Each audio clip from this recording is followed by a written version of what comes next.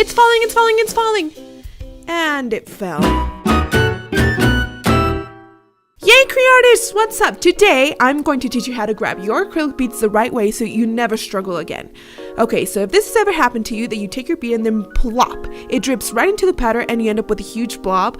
Or if you've ever had your acrylic lift from the sides or from the cuticle area, well, it's probably due to the fact that the beads are a little too wet, so the acrylic drips down the laterals, sticks to the skin, and it will eventually lift. So if you notice, your brush has this thing called the ferrule, which will make your brush have two sides since it's a bit flat or tapered right here and is what's holding the hairs in place. Okay, so to grab a perfect bead, what we have to do is this. Dip the brush to the very bottom of your glass or container to get it nice and wet. Then we are going to press one side of the brush against the glass to get rid of all the excess of monomer. And what we're going to do next is, with the side that we didn't press against the glass, we are going to face it downwards and lean our brush at a 45-degree angle. So what I'm pointing at here is the only part of the brush that should come in contact with the powder, just this part. So we dip it in the powder and press for 3 seconds, and guess what? Our bead is not completely moist, and do you want to know why? Because I pressed my brush a little too hard against the glass when getting rid of the excess monomer. So my brush wasn't wet enough and the acrylic ended up all sugary looking. Okay, so this is the right way to do it. Follow the same steps as before, but without applying too much pressure to the brush. Now it should have the right amount of wetness to grab a medium-sized bead.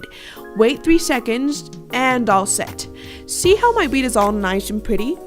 If you feel like you need a little bit more acrylic, well, with the same bead, just press it into the powder again and it'll get bigger. Now it's all set to be placed and worked on beautifully. So let's put it right here. We apply a little bit of pressure to place it, and while the bead is evening out on its own all by itself, you are going to clean your brush in a circular way to make sure it's not too damp with monomer so you can shape your bead, spray it out from side to side, and work on it perfectly. Super important that you clean your brush this way, in circles. By doing it like this, you will be able to keep the original shape of your brush, and it will most likely last you for years and years and years. I guarantee it. What we really shouldn't do is clean it like this, because you're kind of opening it up entirely and it will obviously lose its original shape, and it will only make it harder for you when it comes to applications. Now here's a really cool tip. In order to grab a big sized bead, what we are going to do is apply pressure only to the tip of our brush against the glass. This way we only get rid of a small amount of excess monomer and our brush will be wet enough to grab a good sized bead. And if you still feel like you need a bigger bead, just dip it into the powder one more time and the bead will increase in size. Remember that your brush needs to be wet enough to make beads this size. All set. There you go. Jumbo bead.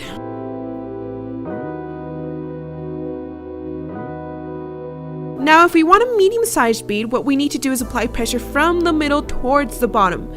This referring to the brush. So we press against the glass from the middle to the bottom of the brush, and this will give us the right amount of monomer to make a medium-sized bead. If, on the other hand, we want a smaller bead, we are going to press the entire body of the brush against the glass to get rid of a fair amount of monomer, and what we will have now is just the right amount to grab a very, very, very small bead. These smaller beads are usually used to fill in some spaces or the tip of the nail or for the cuticle area, so you are in absolute control of the kind of bead that you really need. Now one more thing, if you've ever had your acrylic nails look kind of bumpy from the inside, it's probably because you grabbed a bead like this one. This is a bead that lacks dampness, just like the one at the beginning, and even though it looks kind of ready, it still has a few dry acrylic spots, which gives it kind of like the sugarosity look. Alright, the sugary look effect, sugar, whatever. So this would be the wrong technique for grabbing acrylic beads, or at least it hasn't worked at all for me.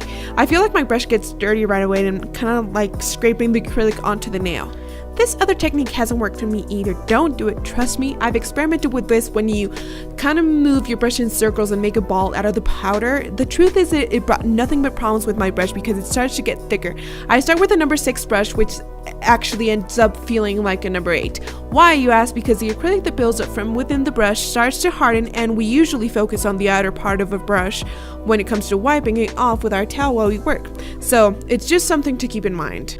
Alright, Creartists, so if we get to master the cleaning and the bead grabbing technique, the application is going to be a million times easier. Just look, it's nice and even, you don't really have to follow that much, and the encapsulation and your work will be done in the blink of an eye.